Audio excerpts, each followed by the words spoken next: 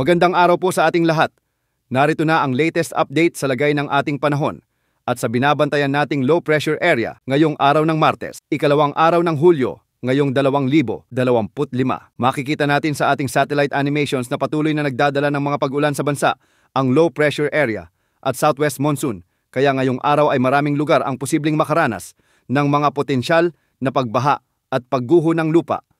Huling namataan ng low pressure area sa layong 200 kilometro, hilagang silangan ng Kasiguran Aurora o 235 kilometro silangan ng Echag Isabela. Ayon sa Pag-asa, posibleng maging ganap na bagyo na ito sa mga susunod na oras at tatawaging Bagyong Bising na siyang ikalawang bagyo sa loob ng ating area of responsibility ngayong taon. Makikita rin natin sa ating satellite animations na concentrated na ang mga kaulapan ng potensyal na Bagyong Bising sa Northern Luzon at ilang bahagi ng Central Luzon. Ibig sabihin, apektado na ng LPA ang Ilocos Region, Cordillera Administrative Region, Cagayan Valley, Aurora at ang Nueva Ecija. Pinag-iingat ang mga kababayan natin dito sa banta ng mga pagbaha at pagguho ng lupa, lalo na kung may mga katamtaman hanggang sa kung minsan ay malalakas na pag-ulan. Sa katunayan, ay naglabas na rin ang Pag-asa ng heavy rainfall warning dahil sa epekto ng LPA sa Apayao, Kalinga, Isabela at Cayagan ngayong araw, kaya posible ang mula 50 hanggang 100 milimetro na pag-ulan sa mga lugar na ito.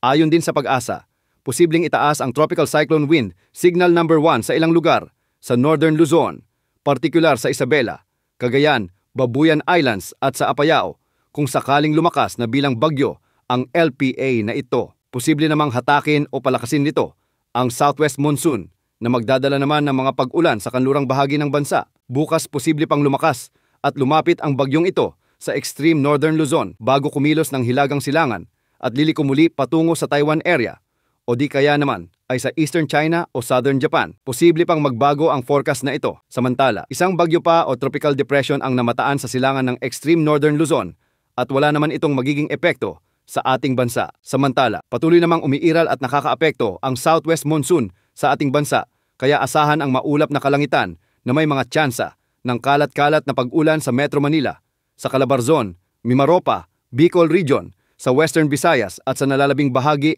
ng Central Luzon. Pinag-iingat ang mga kababayan natin dito sa banta ng mga pagbaha at pagguho ng lupa, lalo na kung may mga katamtaman hanggang sa kung minsan ay malalakas na pag-ulan. Asahan naman ang mga kalat-kalat na pag-ulan sa nalalabing bahagi ng ating bansa, dulot pa rin ng Southwest Monsoon. Wala namang nakataas na gale warning ngayon, ngunit pinag-iingat pa rin natin ang ating mga kababayang mangingisda sa pamamalaot. Yan ang latest update sa lagay ng panahon. Ito po ang weather update ng bayan, maaasahan anumang panahon.